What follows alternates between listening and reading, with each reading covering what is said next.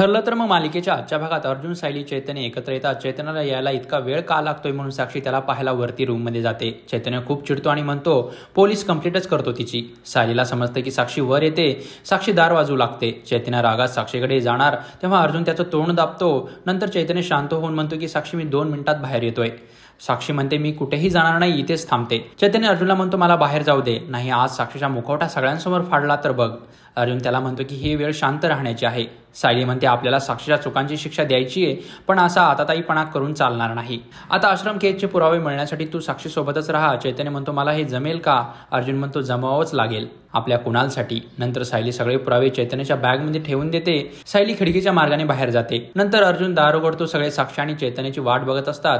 खाली आल्यावर साक्षीला सायली दिसत नाही. तिला परत शंका येते की सायली गेली कुठे, पण सायली तर तिथे हॉलमध्येच असते. नंतर दोघेही एकमेकांना अंगठ्या घालतात. साक्षी मनातल्या मनात म्हणते आता तू माझ्या जाळ्यातून कधीच सुटू शकत नाहीस. एकदा का काम झालं तुला सहज बाजूला करेल मी, मग तू सुद्धा तुझ्या कुणालला भेटायला जायला मोकळा. अंगठ्या घालण्याचा कार्यक्रम पूर्ण होतो. रात्री सगळे घरी येतात. सुभेदारांनी जो प्लॅन केलेला असतो त्यातलं अस्मिताला काहीच माहीत नसतं.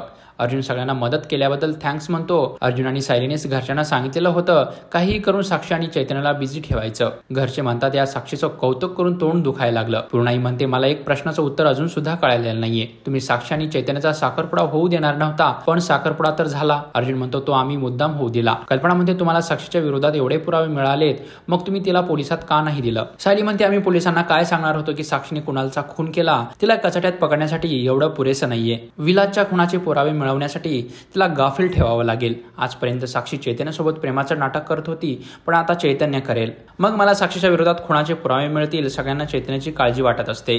कल्पना सायलीला म्हणते आज खूप मोठा धोका पत्करला होता. सायली म्हणते देव नेहमी सत्याच्या बाजूने असतो, म्हणून तर आज जसं ठरवलं होतं अगदी तसंच झालं. तेवढ्यात चैतन्याचा कॉल अर्जुनला येतो.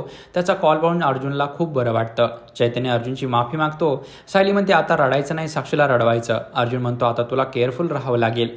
चैतन्य म्हणतो आता आपण एकत्र आहोत ना, मग माझं कोणीही काही वाकडं करू शकत नाही. चैतन्य कॉल ठेवतो तर समोर साक्षीला पाहतो. साक्षी त्याला विचारते इथे काय करताय मिस्टर गडकरी? खाली मी सगळीकडे शोधत होते तुला. चैतन्य म्हणतो अर्जुनच्या घरी कॉल केला होता, ते एवढे आवर्जून आले होते तर थँक्स म्हणायचं होतं त्यांना. चैतन्य म्हणतो सुभेदार फॅमिलीचं खूप प्रेम आहे माझ्यावर. साक्षी म्हणते हो, पण माझ्यापेक्षा कमीच आहे. अर्जुन म्हणतो आज कितीतरी दिवसांनी मला छान वाटतंय.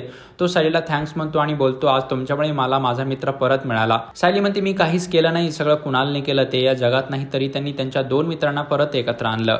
हीच तर ताकद आहे मैत्रीची. सायली म्हणते आपल्या माणसाचं कोणी आभार मानतं का? पुढच्या भागात आपण पाहणार आहोत. प्रताप एक सोन्याचा वेळा अर्जुनला देतो आणि म्हणतो आजपासून या घराची जबाबदारी तुमची.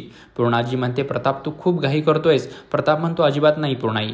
आणि पूर्णाई तिथून रागाने निघून जातात. तर प्रेक्षक तुमच्या आवडत्या मराठी मालिकेचे अपडेट जाणून घेण्यासाठी मराठी व्हिडिओ या चॅनलला नक्की सबस्क्राईब करा.